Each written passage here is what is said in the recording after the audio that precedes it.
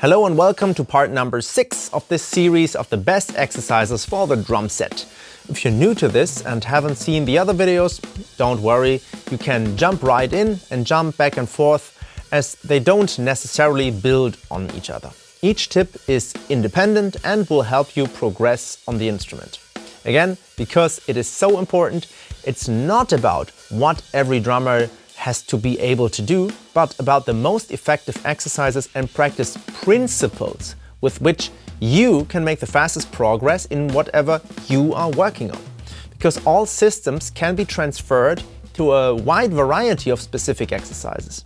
Today, I would like to introduce you to one with which you can train your coordination very well and, above all, improve the fluency in everything you play. In the 4th episode, I introduced you to the basic building blocks of hand and foot coordination and said that there are actually only 12 of them, namely the 6 combinations of limbs, which you can start with one or the other. But that's not the whole truth, because of course we sometimes play several limbs at the same time, and because of course we don't just play 2 limbs alternately, but maybe also figures made up of 3 or 4. Let me explain very quickly how I came up with this system. I practiced my double bass technique and was annoyed that I always cramp up, especially when I start again, when I get into the flow of 16th notes.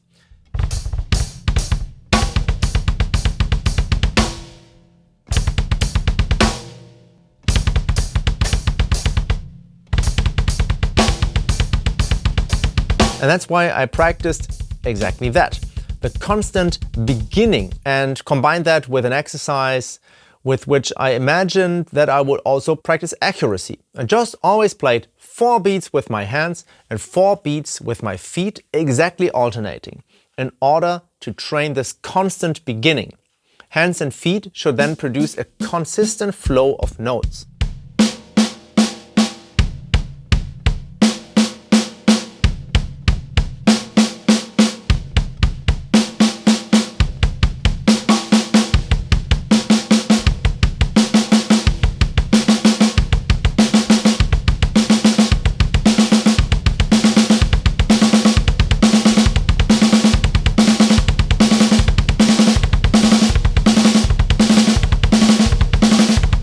And that's when I realized how important it is that one limb winds up while the other plays. This means that when the feet are playing, I've been exaggerating with my hands, and when the hands are playing, I've been exaggerating with my foot to give myself more than enough time to get into this movement in a loose and relaxed manner.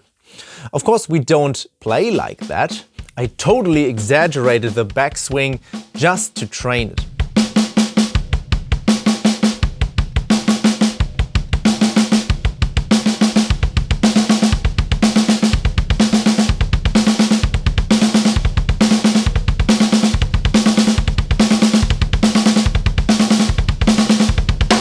Something I noticed about this exercise, which is always a very good thing, is that while I could actually play it really fast technically, I could play it cleanly, just much slower. So probably at a quarter of the tempo at which I could technically play it.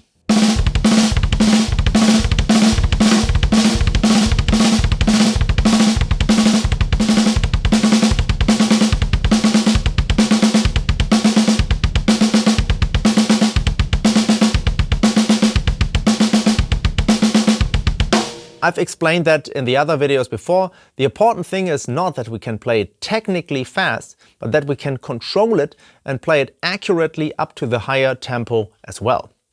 And I tried that by doing this combination 4 and 4 in reverse, starting with the left and then training all possible other combinations over time.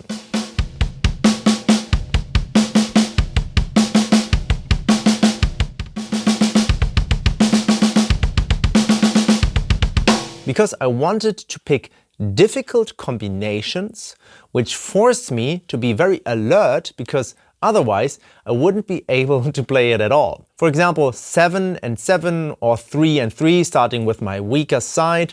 This would reprogram me to always be in control, play as accurately as possible and not play faster than I could keep track of what I was doing. My goal was to play exact strokes, like I'm only playing with one hand, but to spread those hits to all the limbs and then create a total awareness of exactly where the notes are. Of course, you should do this with a metronome and also count out loud, as already mentioned. Slowly count out all the notes and later the quarter notes or maybe just the half notes. And I found that it always worked best when I paid close attention to accuracy and above all was relaxed. Hence the wind-up motion. Take your time so you don't get too tense, and that has another advantage.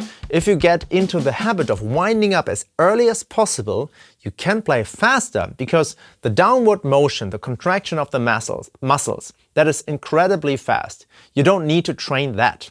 The limiting factor on how fast we can play is how fast we can relax after each stroke and swing back. That means if we consciously focus on relaxing and letting the stick bounce back, as well as raising the feet quickly, we can play faster.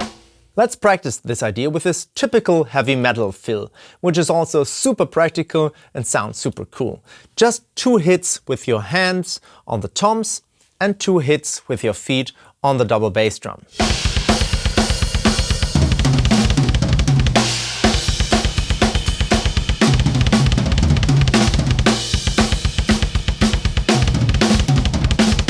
Many think that this fill works by itself, and then it is often played very sloppy. But it makes much more sense to maybe play it slower, but really play every note and play it accurately. It sounds much more convincing then. And if you want to play it even faster, then you simply practice winding up as early as possible. That is, when you play with your hands, use the rebound and immediately raise the hands back up to get yourself back into position. The same with the feet. Don't just let them drop on the pedal, really play the bass drum stroke consciously and then shoot back up with your foot right after it. And both together ensure that you play faster and more precisely and thus sound much more convincing, much more confident, much cooler.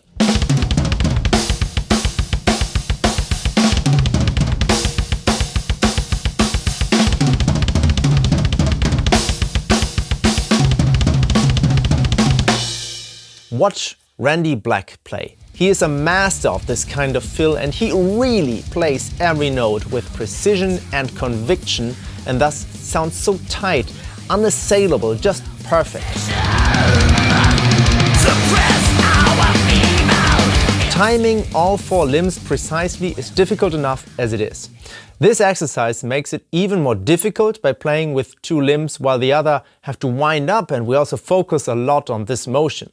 And so you probably have to practice very, very slowly. But again, it's very good when you find that you have to do an exercise much more slowly. It means that you're obviously practicing on important fundamentals. And there's an important fundamental to drumming that many overlook, namely that movements overlap, because we often play the limbs at different speeds. Perhaps the hand is playing quarter notes or even half notes on the crash cymbal, while the feet are playing 16th notes. And you can be a lot more relaxed and sound a lot better as a result if the hand on the crash cymbal is doing its own cycle and your feet are doing theirs with the 16th notes, and not the right hand on the crash cymbal making the same short, quick hits as you would if they played 16th notes. That is, you have a much larger motion with one hand and much smaller ones with the feet in this example. And the ability to play in this way, to assign each limb their individual efficient motion, is what you practice with this exercise. And that's why it's so valuable. So start slowly. Start with simple combinations of 2 and 2, 4 and 4, 8 and 8, preferably starting on the weak side. Remember, this is something completely different and it trains your coordination and accuracy at the same time. And then maybe 3 and 3, 5 and 5, and of course you can make up your own variations to practice whatever you want to be able to play. This system can be modified to your needs and can be played in endless combinations depending on your personal goals. So that was one of my absolutely most important and effective exercise principles. I hope it helps you. If so, please consider supporting this channel by donating via PayPal or joining me on Patreon. You can find both links in the description. And I hope to see you in the next video. Until then, take care and bye-bye.